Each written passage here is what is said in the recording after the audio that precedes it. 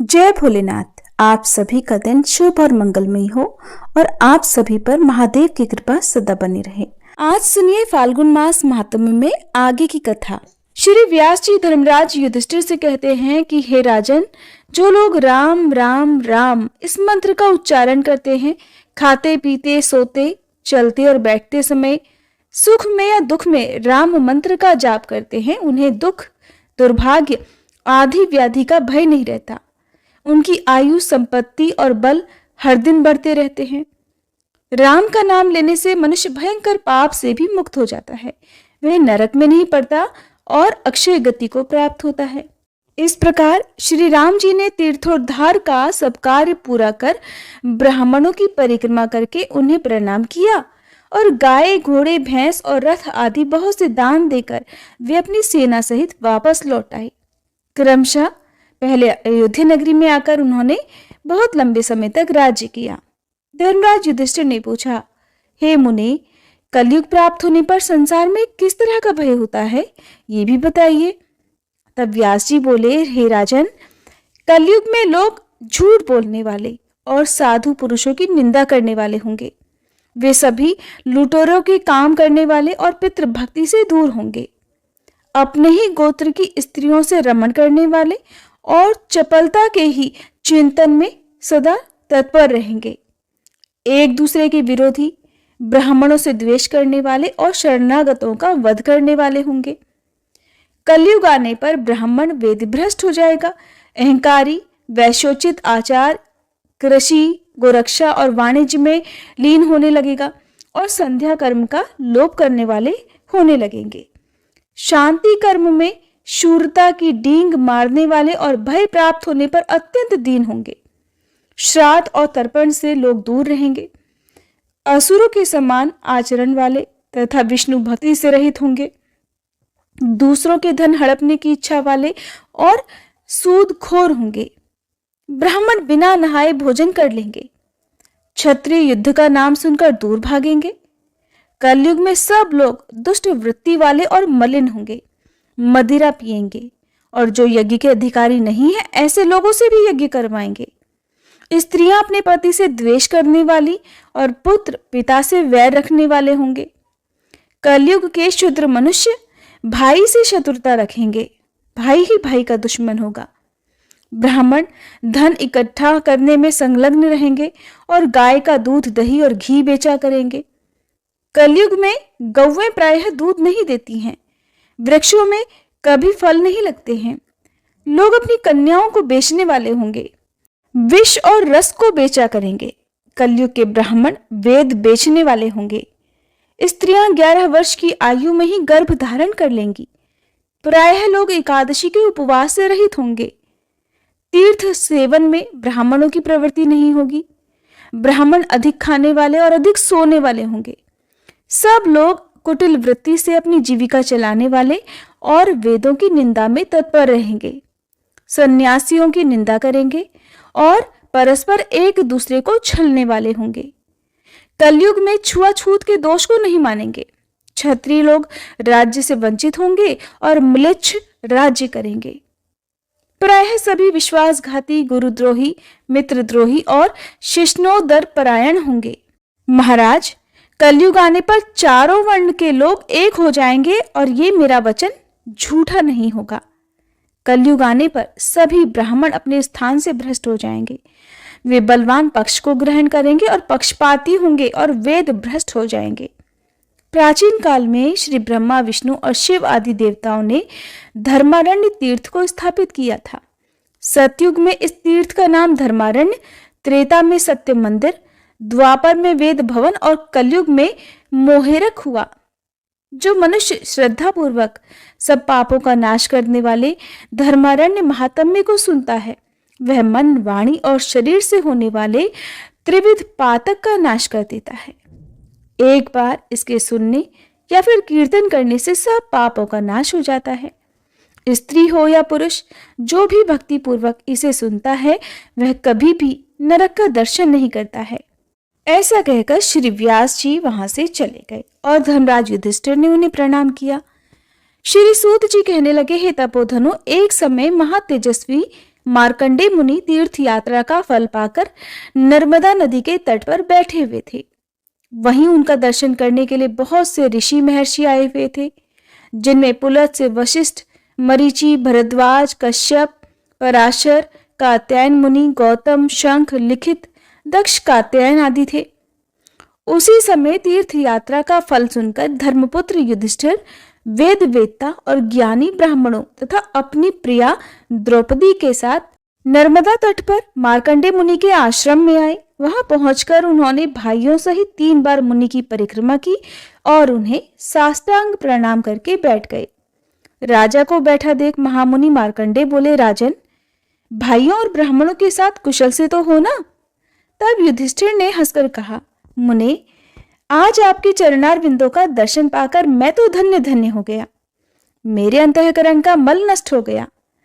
तीनों लोकों में प्रवाहित होने वाली गंगा, यमुना और सरस्वती, गंगाद्वार, हिमालय, कुब्जार्ग, ब्रह्मयोनि, उग्रतीर्थ, कनखल, केदार, भैरव क्षेत्र, नैमिषारण्य, कुरुक्षेत्र, पुष्कर इत्यादि पवित्र तीर्थों को छोड़कर आप किस प्रयोजन से केवल महानदी नर्मदा का ही सेवन करते हैं? इस बात को हम सब लोग सुनना चाहते हैं। हे मुनिवर, आप कृपा करके इस रहस्य को बताइए। मार्कंडेय मुनि बोले, राजन, पूर्व काल की बात है। चंद्रवंश में पुरुरवा नाम से विख्यात एक चक्रवर्ती राजा हुए थे। वे स्वर्गलोक का शासन करने वाले इंद्र की तरह पूरी पृथ्वी का पालन करते थे। एक समय राजसभा में उन राजा ने बड़े बूढ़े ब्राह्मणों से पूछा कि हे ब्राह्मण देवताओं, पाप मोहित मनुष्य किस उपाय से यज्ञ आदि कर्मों के बिना ही स्वर्गलोक को प्राप्त हुए हैं और हो सकते हैं, ये बता दीजिए। तब ब्राह्मण कहने लगे कि महाराज, नर्मदा नदी संपूर्ण लोकों को पवित्र करने वाली है। वे संपूर्ण विश्व का पाप हरण करने में समर्थ हैं। उन्हें स्वर्गलोक से आप इस पृथ्वी पर उतारें। अपने मन को वश में रखने वाले उन ब्राह्मणों का ये वचन सुनकर राजा पुरुरवा ने कंद, मूल, फल, शाक और जल का आहार करके निर्मल अंतःकरण से महादेव जी की आराधना प्रारंभ कर दी। तब एक दिन महादेव जी ने प्रसन्न होकर कहा कि बेटा, वर मांगो, मैं तुम्हें तुम्हारी इच्छा के अनुसार वस्तु प्रदान करूंगा। तब पुरुरवा बोले कि महादेव, आप तो समस्त लोगों के हित के लिए बस नर्मदा नदी को पृथ्वी पर उतार दीजिए। आज लाख योजन का विशाल जम्बूद्वीप निराधार हो रहा है। न तो देवता तृप्त होते हैं, न पितर, और न मनुष्यों की ही तृप्ति हो रही है। सुनकर महादेव जी कहने लगे कि राजन, तुम तो बड़ी दुर्लभ वस्तु की याचना कर बैठे हो। ऐसा वर तो देवताओं के लिए भी दुर्लभ है। नर्मदा नदी को छोड़कर दूसरा जो कुछ भी वर मांगो मैं अवश्य दूंगा। पुरुरवा बोले, महादेव, मैं तो अब प्राण जाने पर भी दूसरा वर नहीं मांगूंगा। अगर आप मुझे दे सकते हैं तो बस मेरी यही इच्छा पूर्ण कर दीजिए। राजा का ये निश्चय जानकर तथा उग्र तपस्या द्वारा उनके किए हुए साधन को देखकर महादेव जी ने नर्मदा को आज्ञा दी कि हे सुरेश्वरी, तुम पृथ्वी पर उतरो और पुरुरवा की तपस्या के फल से मृत्युलोक के हित का साधन करो। नर्मदा ने कहा, महेश्वर, मैं बिना किसी आधार के स्वर्गलोक से पृथ्वी पर कैसे जाऊंगी? तब नर्मदा की बात सुनकर देवाधिदेव महादेव जी ने 8 पर्वतों को बुलाया और उन सब से पूछा कि तुम में से नर्मदा नदी को धारण करने में कौन समर्थ है? तब विंध्यागिरी पर्वत ने कहा, हे सुरेश्वर, आपकी कृपा से मेरा पुत्र नर्मदा को धारण करने में समर्थ है। उसका नाम पर्यंक है। जिसके बाद महादेव जी की आज्ञा मिलने पर पर्यंक ने कहा, हे महेश्वर, आपकी कृपा से मैं नर्मदा नदी को धारण करूंगा। फिर नर्मदा देवी पर्यंक गिरी के शिखर पर स्थित होकर उतरी। एक तो पूरी पृथ्वी पर पहले से अकाल था, अब नर्मदा नदी की अपार जलराशि जो बहुत तीव्रता के साथ पृथ्वी पर भ्रमण कर रही थी, उससे भयंकर प्रलय वहां पर मच गई। तब संपूर्ण देवताओं ने मेकल कन्या नर्मदा की स्तुति की और कहा, हे कल्याणी, तुम अपनी मर्यादा को धारण करो, किसी नियत सीमा में स्थित रहो और इस प्रकार विश्व के लिए हितकारिणी बनो, प्रलय मत मचाओ। देवताओं के इस प्रकार प्रार्थना करने पर महादेव जी की आज्ञा से नर्मदा देवी ने फिर से अपने रूप को संकुचित कर लिया। अब वे बिना कहीं कुछ भी नुकसान पहुंचाए आराम से बहने लगी। उस समय नर्मदा जी ने पुरुरवा से कहा, वत्स, तुम अपने हाथ से मेरे जल का स्पर्श करो। उनकी आज्ञा पाकर पुरुरवा ने उनके जल का स्पर्श और आचमन करके पितरों का तिल और नर्मदा जल से तर्पण किया। उस जल से तर्पण करने पर राजा के समस्त पितर उस परम पद को प्राप्त हो गए जो देवताओं के लिए भी दुर्लभ है। समस्त चराचर जगत सब ओर से पवित्र हो गया। वे देश, पर्वत, गांव और आश्रम भी पवित्र हैं जहां नर्मदा जी विद्यमान है। सरस्वती जी का जल 3 दिन में पवित्र करता है। यमुना जल 7 दिन में पवित्र बनाता है। गंगा जल स्नान करने पर तुरंत ही पवित्र करता है, परंतु नर्मदा नदी दर्शन मात्र से ही मनुष्यों को पवित्र कर देती है। नर्मदा के संगम में जहाँ कहीं भी स्नान, दान, जप, होम, वेद पाठ, पितृपूजन, देव आराधना, मंत्रोपदेश, संन्यास और देह त्याग आदि जो कुछ भी किया जाता है, उसके फल का कहीं कोई भी अंत नहीं है। वैशाख, माघ या फिर कार्तिक की पूर्णिमा को विषुव योग में, संक्रांति के समय व्यतिपात और वैधृति योग में, अमावस्या में तिथि की हानि और वृद्धि के दिन, मनवादी, युगादि और कल्पादि तिथियों में, माता पिता के क्षययाह में, नर्मदा तटवर्ती ओंकार भृगु क्षेत्र और विशेषतः संगम में जो सहस्त्र, शत अथवा 1 गोदान और संपूर्ण महादान करता है, तथा जो श्रेष्ठ मनुष्य नर्मदा में स्नान, दान, जप, होम और पूजन आदि करता है, वह अश्वमेध यज्ञ का फल प्राप्त करता है। हे युधिष्ठिर, मनुष्य नर्मदा में जहां जहां स्नान करता है, वहीं वहीं उसे अश्वमेध यज्ञ का फल प्राप्त हो जाता है। जो मनुष्य प्रातःकाल उठकर नर्मदा का कीर्तन करता है, उसका 7 जन्मों का किया हुआ पाप उसी क्षण नष्ट हो जाता है। और जहाँ संगम और बाण लिंग से युक्त नर्मदा नदी स्थित है, वहां स्नान करके मनुष्य अश्वमेध यज्ञ का फल पाता है और अंत में शिव धाम को जाता है। जय भोलेनाथ। आज के अध्याय में बस इतना ही। इसके आगे की कथा आप सभी आने वाले अध्याय में जरूर सुनिएगा। तो आइए दोस्तों, अब हम सीता नितनेम की कहानी सुनते हैं, जिसे सीता माता कहती थी और प्रभु श्री राम सुना करते थे। एक दिन श्री राम भगवान को किसी काम के लिए बाहर जाना पड़ा, तो सीता माता कहने लगी कि भगवान, मेरा तो 12 वर्ष का नितनेम है। अब आप बाहर जाएंगे तो मैं अपनी कहानी किसे सुनाऊंगी। तब श्री राम ने कहा कि सीते, आप कुएं की पाल पर जाकर बैठ जाना और वहाँ पर जो भी औरतें पानी भरने आएंगी उन्हें अपनी कहानी सुना दिया करना। सीता माता कुएं की पाल पर जाकर बैठ गई। तभी एक स्त्री आई। उसने रेशम की जड़ी की साड़ी पहन रखी थी और सोने का घड़ा ले रखा था। सीता माता उसे देखकर कहने लगी, बहन, मेरा 12 वर्ष का नितनेम सुन लो। पर वह स्त्री बोली कि मैं तुम्हारा नितनेम सुनूंगी तो मुझे तो घर जाने में देर हो जाएगी और मेरी सासू मुझसे झगड़ा करेगी।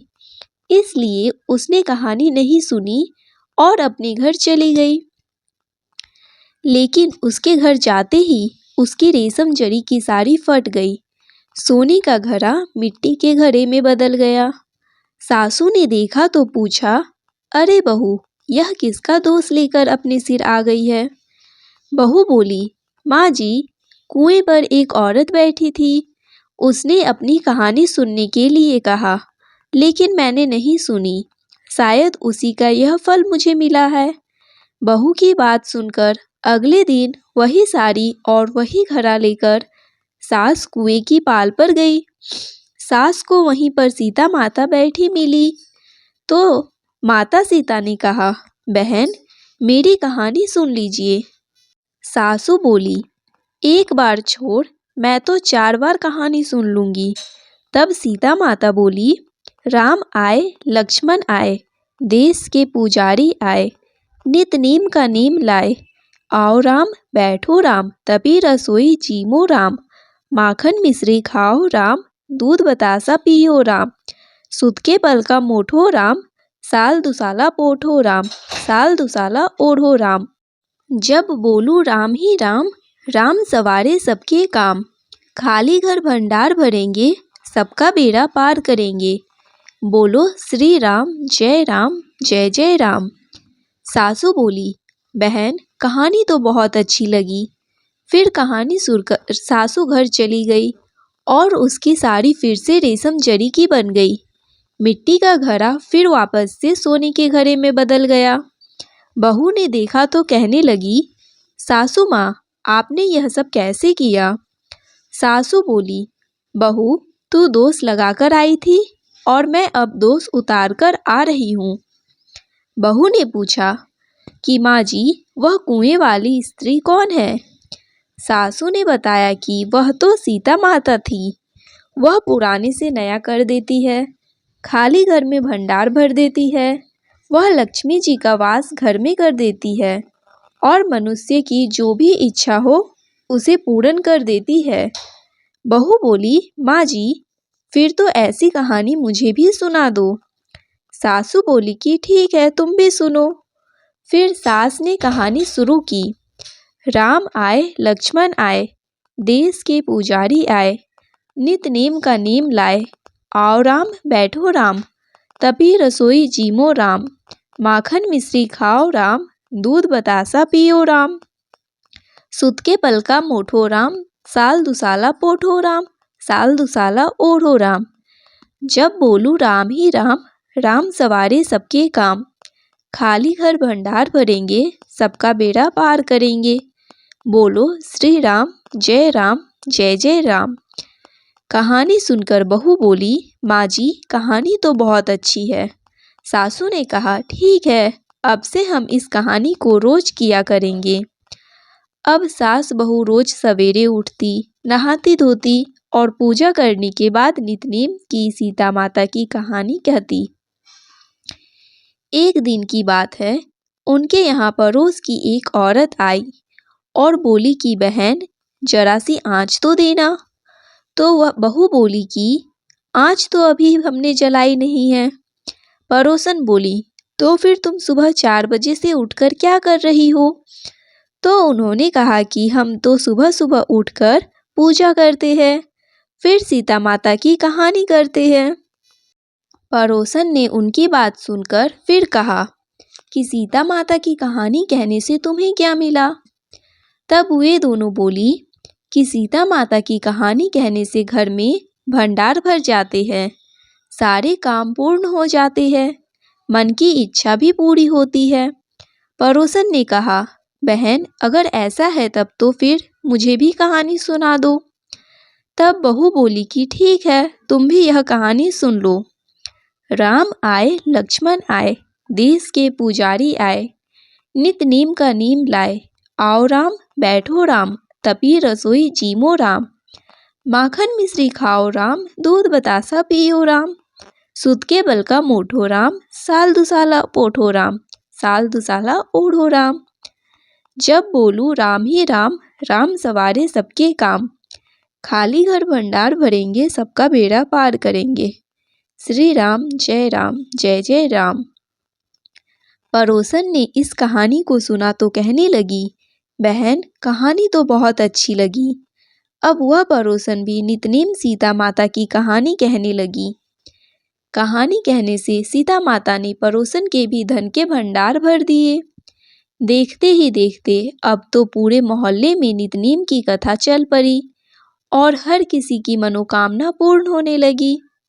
हे सीता माता, जैसे आपने उन सभी के भंडार भरे वैसे हमारे भी भरना।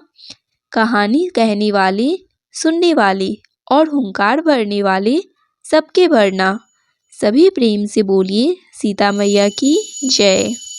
बंसी शोभित कर मधुर नील जलद तन श्याम, अरुण अधर जनु बिंब फल नयन कमल अभिराम। पूर्ण इंद्र अरविंद मुख पीतांबर शुभ साज, जय मनमोहन मदन छवि कृष्ण चंद्र महाराज। जय यदुनंदन जय जगवंदन, जय वासुदेव देवकी नंदन, जय यशोदा सुत नंदन दुलारे। जय प्रभु भक्तन के सत तारे, जय नट नागर नागन थैया, कृष्ण कन्हैया धेनु चरैया। पुनि नख पर परुपु गिरिवर धारो, आओ दीनन कष्ट निवारो, आओ दीनन कष्ट निवारो। वंशी मधुर अधर धरि टेरो, होवे पूर्ण विनय यह मेरो, होवे पूर्ण विनय यह मेरो। आओ हरि पुनि माखन चाखो, आज लाज भारत की राखो। गोल कपोल चिंबुक अरुणारे, मृदु मुस्कान मोहिनी डारे, मृदु मुस्कान मोहिनी डारे। रंजित राजीव नयन विशाला, मोर मुकुट वेजंती माला। कुंडल श्रवण पीत पट आछे, कटि किंकिनी काछ निकाछे। नील जलज सुंदर तनु सोहे, छवि लखी सुर नर मुनि मन मोहे। मस्तक तिलक अलग घुंघराले, आओ कृष्ण बांसुरी वाले। करी पय पान पूत नहीं, तारियो अका बका कागा सुर मारियो। मधुवन जलत अग्नि जब ज्वाला, मैं सीतन लख तनहि नंदलाला। सूरपति जब ब्रिज चढ़यो रिसाई, मस्वर धार वारी वरसाई।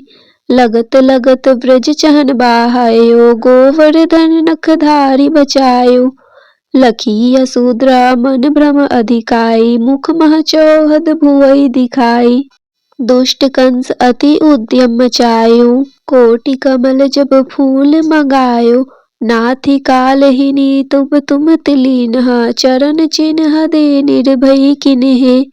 करी गोपीन संग रास विलासा, सबकी पूरन करी अभिलाषा। कीतिक महा असुर संहारयो, कंस ही केस पकड़ी दे मारयो। मात पिता की बंदई छुड़ाई, उग्रसेन कह राज दिलाई।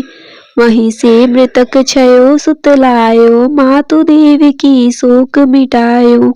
भौमासुर मुर दैत्य संहारी, लाए षट दस सहस कुमारी। देवी मही तृण चीर संहारा, जरा सिंधु राक्षस कह मारा। असुर बकासुर आर्दिक मारियो, भक्तन के तब कष्ट निवारियो। दीन सुदामा के दुख डारियो, तंदूल तीन मुठ मुख डारियो। प्रेम के साग विंदुर घर मांगे, दुर्योधन के मेवा त्यागे। लखी प्रेम की महिमा भारी, ऐसे श्याम दिन हितकारी। भारत के पारथ रथ हाके, लिए चक्र कर नहीं बल थाके। निज गीता के ज्ञान सुनाए, भक्तन हृदय सुधा बरसाए। मीरा थी ऐसी मतवाली, विष पी गई बजा कर ताली। रान भेजा सांप पिटारी, सालिग्राम बने बनवारी। निज माया तुम विधि ही दिखायो, उड़ते संयम सकल मिटायो। तब सत निंदा करी तत्काला, जीवन मुक्त भयो शिशुपाला। जब ही द्रौपदी टेर लगाई, दीनानाथ लाज अब जाई। तुरत ही वसन बने नंदलाला, बड़े चीर में भीरी अरि मुँह काला। अस अनाथ के नाथ कन्हैया, डूबत भवंबर बचावड नैया। सुंदर दास आ उड़धारी, दया दृष्टि कीजे बनवारी। नाथ सकल मम कुमति निवारो, क्षम हो बेगी अपराध हमारो। खोलो पट अब दर्शन दीजे, बोलो कृष्ण कन्हैया कीजे। यह चालीसा कृष्ण का पाठ करे उड़धारी, अष्ट सिद्धि नवनिधि फल लहे पदारथ चारी। इति श्री कृष्ण चालीसा संपूर्ण। श्री तुलसी चालीसा पाठ। जय जय तुलसी माता, सब जग की सुखदाता। विष्णु प्रिय भवानी, पूजत हरि हर ज्ञानी। नमो नमो तुलसी महारानी, नमो नमो तुलसी महारानी। पाप नाशिनी पुण्य प्रदानी, सब जग की हो सुखदानी। नमो नमो तुलसी महारानी, सब जग की हो सुखदानी, सब जग की हो सुखदानी।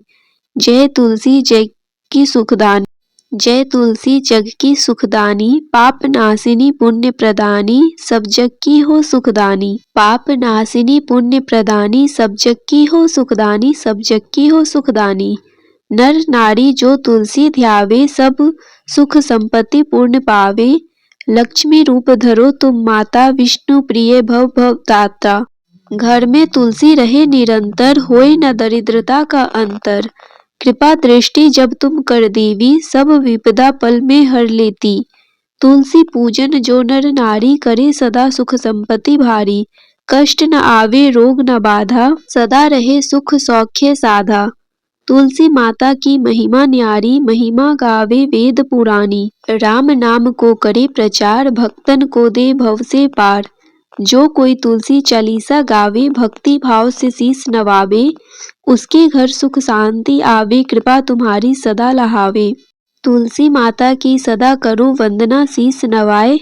तुलसी माता की सदा करो वंदना, शीस नवाए। कृपा दृष्टि मुझ पर रहे, संकट दूर भगाए। कृपा दृष्टि मुझ पर रहे, संकट दूर भगाए।